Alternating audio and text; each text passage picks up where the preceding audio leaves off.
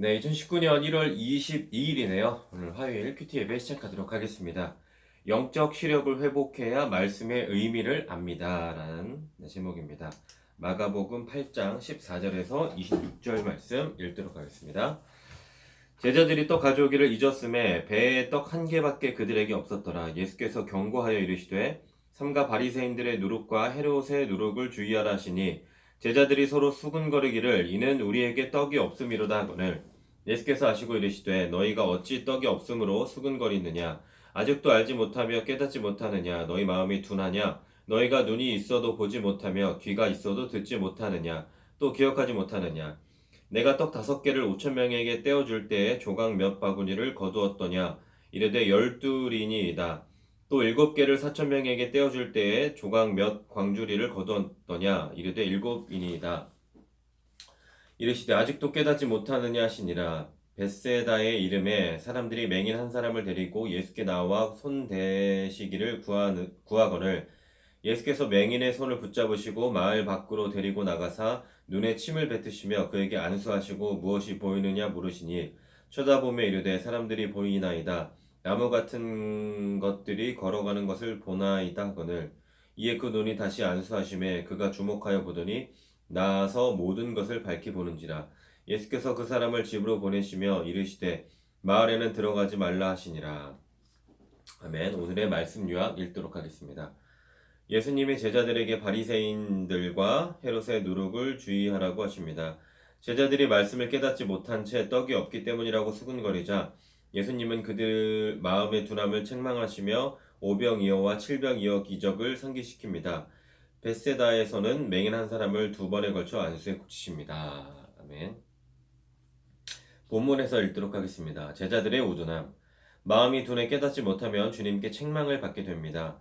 바리새인들의 누룩과 헤롯의 누룩을 주의하라는 예수님의 경고는 비유입니다. 성경에서 누룩은 대개 부정하고 악한 것이 전염되는 것을 상징합니다. 바리새인들과 헤롯은 예수님의 가르침을 받아들이기는커녕 오히려 그분을 죽이려 했습니다. 또한 바리새인들은 표적을 보이라며 예수님을 시험했고 헤롯 안티파스는 세례 요한을 참수시켰습니다. 예수님을 대적하는 자들을 경계하라는 말씀임에도 제자들은 수천 명을 먹이신 이적을 잊고는 예수님이 먹을 것을 챙기지 않는 자신들을 꾸짖으신다고 생각합니다. 이에 예수님은 격하게 그들을 질책하십니다. 특히 눈이 있어도 보지 못하며 귀가 있어도 듣지 못하느냐? 라는 질책은 제자들이 영적 맹인이요 귀먹은 자들임을 알려줍니다. 주님의 제자는 성령의 조명하심으로 각 상황마다 주시는 말씀의 의미를 깨우칠 수 있어야 합니다. 예수님의 비유 말씀을 이해하지 못하는 제자들은 영적으로 어떤 상태였나요? 영적 맹인이었죠. 말씀을 읽어도 그 의미를 도무지 알 수 없을 때 어떻게 해야 할까요?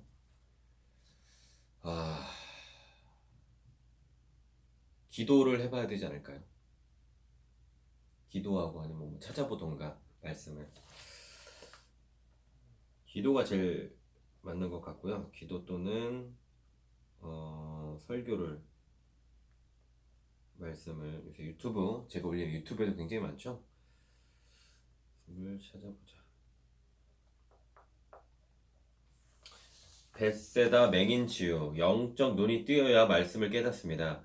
예수님은 벳세다에서 한 맹인을 만나 2번에 걸쳐 고쳐주십니다.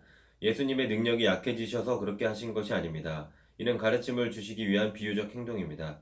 맹인의 시력이 처음에 완전히 회복되지 못한 것은 예수님이 하나님 아들이심을 제자들이 흐릿하게 이해하고 있음을 암시합니다. 맹인은 2번째 치유에서 모든 것을 밝히 봅니다. 본문에서 보다는 깨닫다라는 의미입니다. 주님의 제자는 흐릿한 영적 시력을 온전히 회복해 주님 뜻을 분명히 알고 전해야 합니다. 아멘. 주님이 2번 걸쳐 맹인을 치유하신 일과 제자들의 영적 깨달음은 어떤 관련이 있나요? 물론 한 번에 하실 수 있지만 제자들의 흐릿하게 이해하고 있음을 제자들이 하나님의 아들임을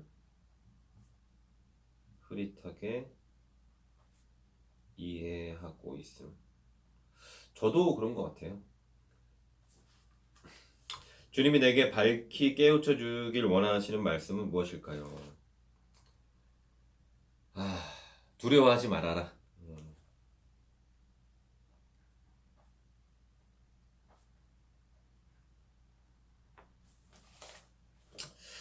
오늘의 기도 드리도록 하겠습니다. 하나님, 주님을 섬기면서도 여전히 말씀에 대한 무지함, 영적 무지함에서 벗어나지 못했음을 고백합니다. 거듭된 주님의 만지심을 만물을 보게 된 맹인처럼 저 역시 지금은 부족할지라도 성령의 조명하심으로 점점 더 말씀을 밝히 깨달아 주님의 온전한 제자로 서길 소원합니다. 아멘. 네, 묵상 에세이 읽고 마치도록 하겠습니다. 믿지 않으면 볼 수 없는 것, 믿는 까닭이 무엇이냐? 이명수님의 글입니다. 한 친구가 대학에서 철학을 공부하고 해외 유학까지 갔다 왔는데 다시 신학을 공부해서 목사가 되었습니다.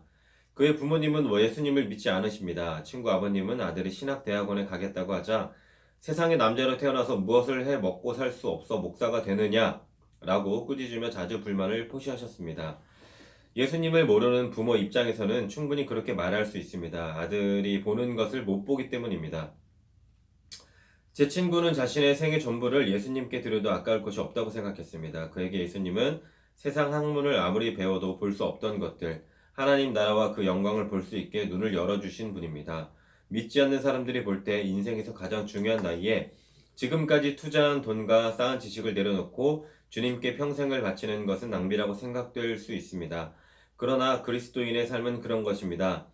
주님께 선물로 받은 새로운 삶이 너무 감사해서 아무리 값진 것을 드려도 모자라게 느껴지는 것입니다.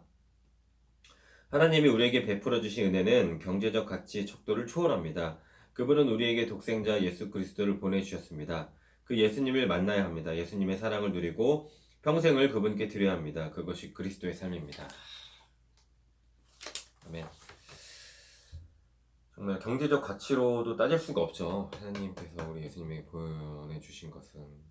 그걸 잊지 말고 사는 제가 되겠습니다. 우리 크리스찬 기독교분들도 그런 하루를 보내시길 기도하겠습니다. 샬롬.